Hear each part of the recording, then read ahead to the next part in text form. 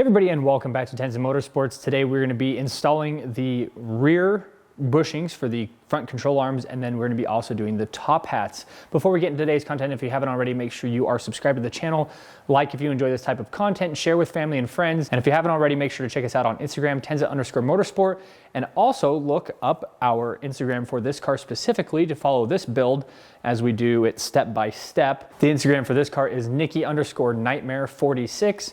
And like I said, we do a lot of step-by-step posting. It is a little bit lagging because we wanted to make sure that we documented everything. And so we started from the very beginning when we very first got the donor car to do this project.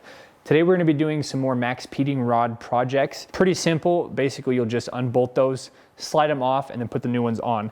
Sliding the original ones off might be a little bit difficult. I have used like Dawn dish soap before to get them on. What's nice about that is it does come off with water, so as you drive the car it's going to come off and you don't have to worry about it slipping back off. For these ones getting them on, they actually gave us grease, and I think it's to keep them from squeaking, but we'll use that to put them on. And then yeah, I just got to be real careful about pulling them off because pulling them off can be kind of difficult, and then where we're leaving them on the car. That's the only thing I'm worried about on that project. It's super simple. The other project we're doing today is the top hats. That is the suspension, the front suspension. Basically what we're gonna be doing is removing the nut that keeps the original ones on, and then we'll be putting the new ones on there.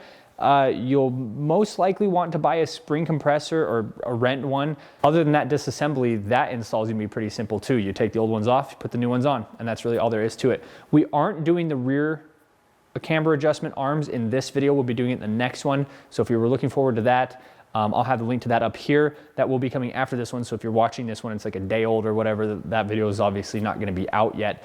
But if you are watching this where this video has been out for a while, we'll have that one posted. So let's get started. All right, so here is our passenger side bushing. It is 16 millimeter. So we're going to be just removing those two.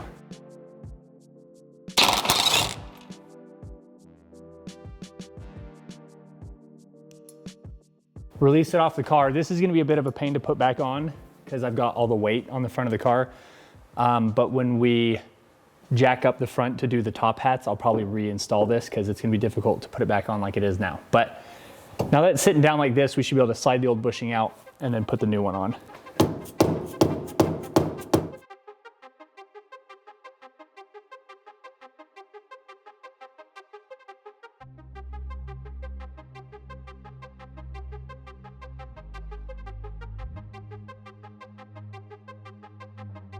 I basically put like a PB Blast or WD-40 on it, and because these are new, I'm going to wipe this out and clean it up, and we'll put them away. But that will eventually eat the rubber in here, as far as I know. So I'm going to clean this up so it doesn't get any worse. If you're just pulling your old ones off, just throw them away. But these have actually never been driven with. They've sat on the car, and that's all. So now that we have those removed, we're going to bring in the new ones.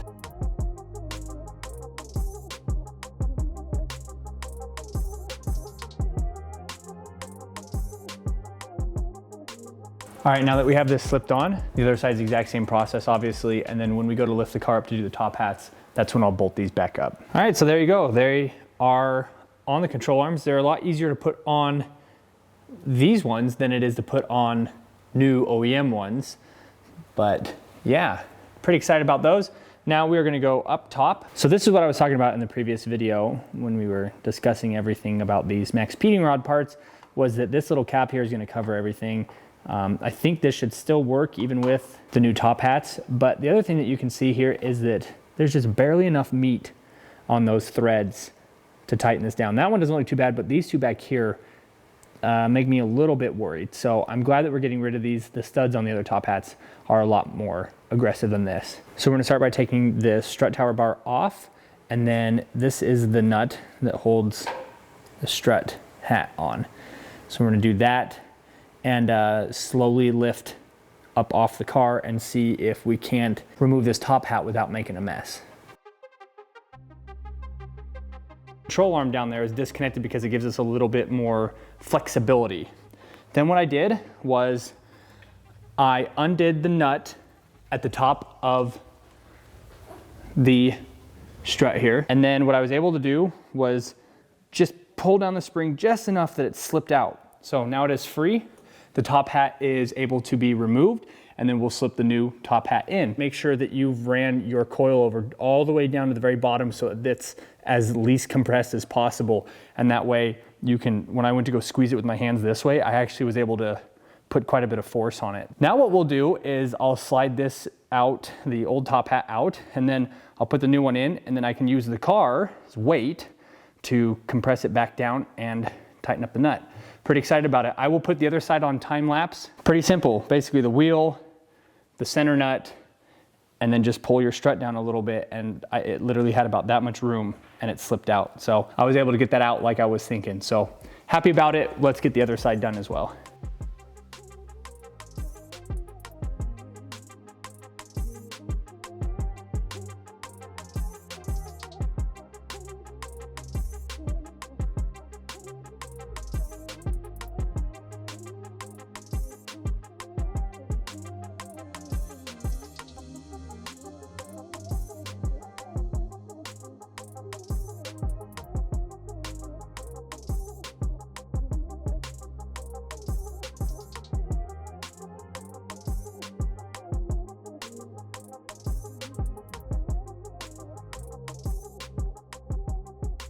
Well, there you have it. Honestly, this is a fairly simple project. You just pull off the old stuff and put the new stuff on.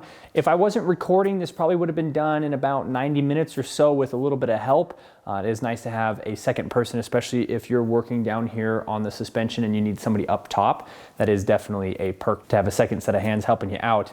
The biggest thing that I want to say that I didn't see in other videos is when you get the top hats, there are 4 little metal pieces. They go on the top and the bottom. And what that does is it's basically like a centering piece. It helps centers that threaded piece that comes up out of the strut. And you want one on the top and the bottom. And what that does is it separates it so that the ball and socket joint that it's got in there is able to move a little bit. Now, there's one modification I did the entire day. The threads weren't poking out enough for the nut to go on far enough. Now, the nut that is on these ones, on mine, is really tall. So what I'm probably gonna do is find one that's shorter and then get another nylon nut that's shorter, basically.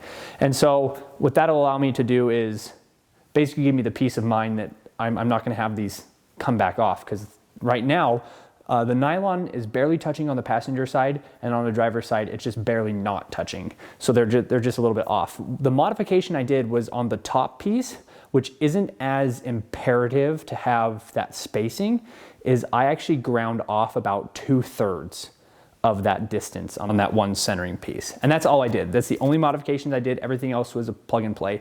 And the other ones I saw online, they either didn't mention that and they ran into the same problems, they just didn't say anything, or some different suspensions you don't have to do that on. So hopefully you come across something like that. It really wasn't that big of a deal. Angle grinder, belt sander would take that off, like I said, about 2/3 of the material. And then what that does is it keeps the nut it's still just barely floating over the ball. And that's really the only modifications we did. Everything else was just pull off the old stuff, put the new stuff on. Very happy with it. There is another video coming up, like I said. We'll have the link in the description below when that video is out. Thanks everybody so much for watching. If you use code Tenza, you can get 10% off your Maxpeedingrods order. And our road test for all these products is gonna be a little bit delayed, but it is coming, so stay tuned for that. Thanks so much for watching. We really appreciate it. Any comments or questions down in the comment section below. I'd be happy to answer what you have to ask me. Thanks again, and we'll see everybody in the next video.